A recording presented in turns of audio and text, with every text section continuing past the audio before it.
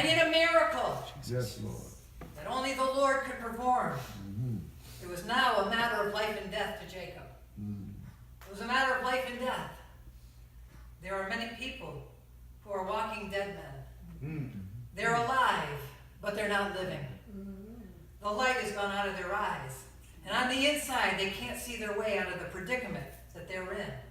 A plight that they had chosen for themselves. I chose this path. What a huge error I just made. But I've got to go down the path. I chose it. I got to walk all the way down that path. No, you don't. That's a lie. You can turn around. Jesus can help you turn around. Amen. The day you call on his name, he said, I'll save you. If you call on my name, I'll deliver you. Come on now. Come on. Amen. Come on. Don't listen to the lie that says you have to go all the way down to the pit before you can turn around. They didn't realize that this decision would end up like this. They never expected. Sin does that to you. You never ever dreamed. Adam and Eve had no concept of what death was. They disobeyed God, but they didn't think that they were going to really die. There was no death in the garden. There was no pestilence in the garden. There was nothing they could compare to. They didn't even have a mother or a father to tell them, don't do that. They just had no concept. They were innocent, and yet they became defiled, and they found out, oh my gosh, what in the world did I do? They thought that they could have independence from God.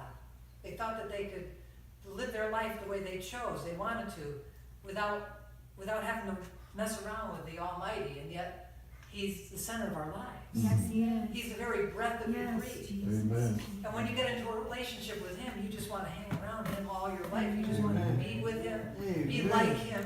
You want to follow him. You want to glean from his wisdom. You want to hear his voice. There's no voice like our Savior's voice. There's nothing in all the world that's greater than to open up your Bible and have it speak to you. Go ahead, talk. Yes. They thought they could get by with their sins and still serve God like the others. But now they're in deep trouble and don't know how to get back to the shore. What a terrifying thing when you're out in the murky waters of life and you can't get back to shore. They are caught in an overwhelming flood of trouble, and the currents are pulling them farther and farther away, leaving them empty, lost, and troubled. How many countless people have I seen over the years? Thousands upon thousands. And I think back, oh my gosh, in the 41 years that I've been saved, I've seen literally thousands of people choose the wrong path. And I said to myself, I may not be the smartest. I may not be the brightest. Amen. I may not have the most wisdom of the Word of God, but one thing I do know. Come on now. I will not let you go until you bless me. Jesus. I will not Praise let you God. go. Jesus. I'll be like this. But I'm not going to let you go. Praise God. I'm going to hold on to your hand. Jesus. Hallelujah. Sometimes I've had to separate myself from friends Hallelujah. because they were pulling me away from Him whom my soul loves.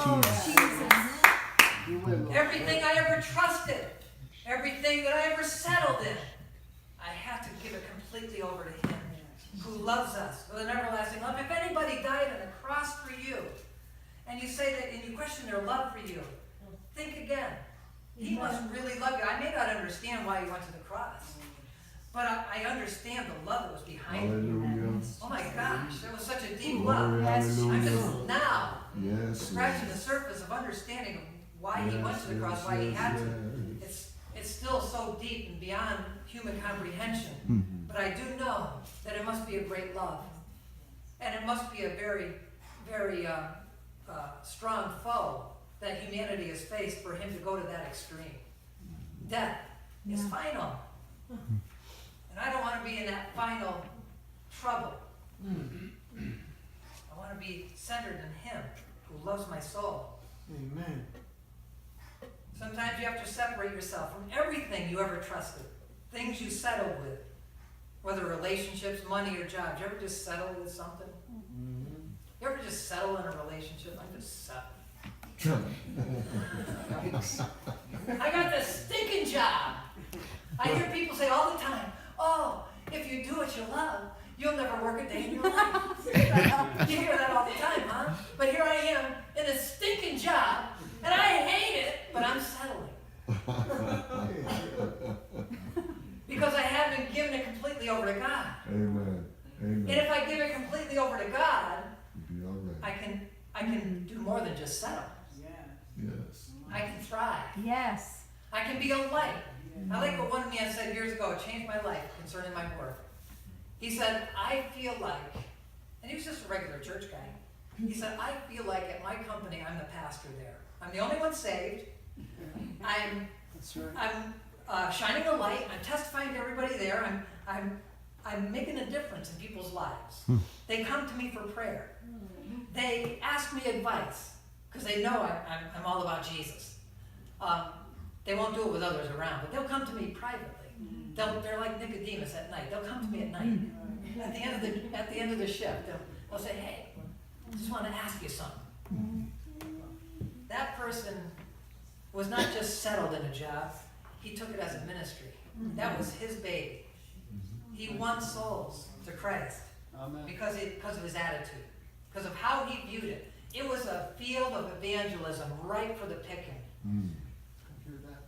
We find that Jacob was left alone until the breaking of the day. Some of the greatest wrestlings we have are in the night. Nights can be very short, or nights can be very long and cold.